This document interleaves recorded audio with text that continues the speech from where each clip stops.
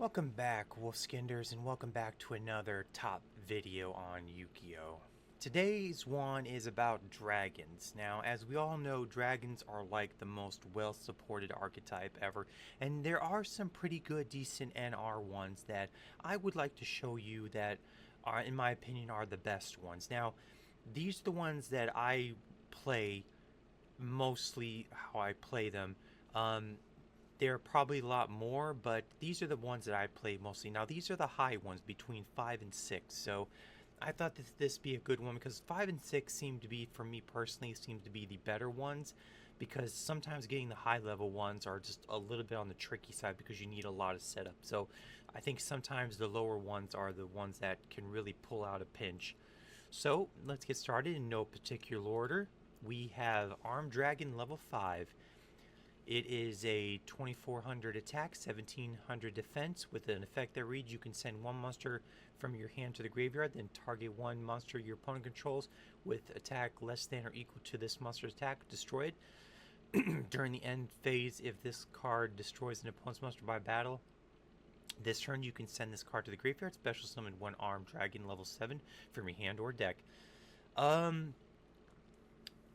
This is really good removal. There's really not a whole lot of cards that, depending on the board state that you can get, you could pretty much guarantee you're going to be able to get at least rid of something. And if you were to pump this bad boy up with some equip spells, let's say an Axe of Despair, you get an Axe of Despair on this guy, that bumps it up to 3,400. You can pretty much pop damn near anything with this card. And since the effect is send, I'm not sure which cards would work with that because it's a send. So I don't know if that's a cost. So you'd have to really figure out how to do it. And plus, with rank up with the spell card being pretty much in the NRs, if I'm not mistaken, you can easily get this guy out really quickly with your Armed Dragon level 3. I think that's what the other one is. I think it's level 3 is the one. But either way, you can easily get this guy out pretty decently good. So yeah, you pump this guy up with an Axe of Despair, you can pretty much guarantee you're going to get rid of something pretty handy. Next we have is Dark Flare Dragon, a 2400 attack, 1200 defense. You can special summon this card from your hand by banishing one light and dark monster from your graveyard. Once per turn, you can send one dragon monster from your hand and one dragon monster from your deck to the graveyard. Then target one card in either graveyard. Banish that target. Him I don't normally run, just because the decks that I do run with Chaos, since that's light and dark, is called Chaos decks. I really don't run him because there's just not a lot of, there's really not a whole lot of stuff that really goes well with this. I really can't really build a deck around this, but for being a body that allows you to banish anything from the graveyard, that could come in handy. You just need to have you just need to banish a light and a dark. So, but I'm sure that if you were to build a Chaos deck, you can easily get this thing out and start banishing and sending stuff to the graveyard that needs to be there. So this isn't as bad as it could be. It's not better than its counterpart. I believe its counterpart is a lot better, but I thought this would be at least a good, decent mention that this is still one of a good card if you can use its effect to start setting up the graveyard for more additional plays. Next we have is Interstellar Planet Purple Thorny Dragon. This is 2200 attack, 1100 defense, and it's with effect reads, if a monster you can control is destroyed by battle or card effect and sent to the graveyard, you can special summon this card from your hand. It's a special summon monster, and the thing is, the best part about it is that you can pretty much special summon this card if you have an effect by your own effect, because it doesn't say, it says if a monster you control is destroyed by card effect and sent to the graveyard. So realistically, if your monster if your own monster pops itself with a card effect like scraps or something like that, you can easily get a level 5 beat stick on board. And and since it's a dragon, like I said, dragons are very popular. You can easily go into something pretty decently good. I just thought this was a really good card because of the effect, saying that it doesn't care how a card is destroyed by effect, as long as it's sent to the graveyard. It special summons card. So I thought this was a really good dragon to showcase. Next we have is Awakening the Possess Raizru, a 2000 attack, 200 defense. You can special summon this card from your hand or deck by sending one face-up spellcaster and one face-up level 4 lower wind monster to the graveyard. You can only use the following effects of this card once per turn. When this card is special summoned by the effects, you can return one card your opponent controls to the hand. If this card is sent to the graveyard, field to the graveyard, you can add one spiritual wind art card or possessed spell card from your deck or hand. This is pretty much a bouncer. It's really good. So you can pretty much run like 2 copies of this. I believe that anything that special summons from the deck is a 2 copy card to have in the deck, because it's easily special summons itself. And the fact that one of its effects is return one card your opponent controls to the hand, it doesn't target. It just says go away, and that's really good. And the fact that you do not receive anything, the fact that most of the Awakening Possess have really good effects.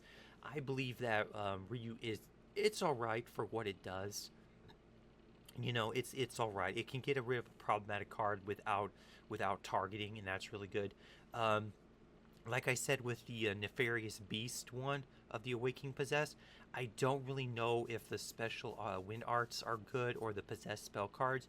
I just like it if it's special summoned by this effect to just return a card, and I believe that is far more valuable than anything when it comes to a card is returning, because like I said, there's no targeting, so it can get behind a lot of effects and stuff like that. Next we have is Dragunity Arm Mystelian, a 2100 attack, 1500 defense. With the effect that reads, you can special summon this card from hand by sending one face-up Dragunity monster you control to the graveyard. When this is normal or special summoned from the hand, you can target one Dragunity monster in your graveyard, equip it to this card. I am building a beatdown with this card, and I'm still trying to get the points. There was one card I did have a viewer that I was battling in Master Duel that did really well with this card and with the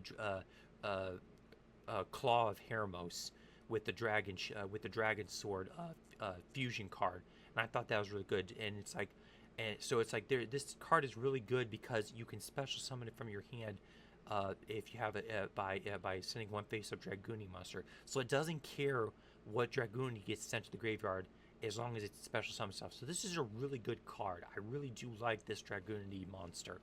It's really good for what it does.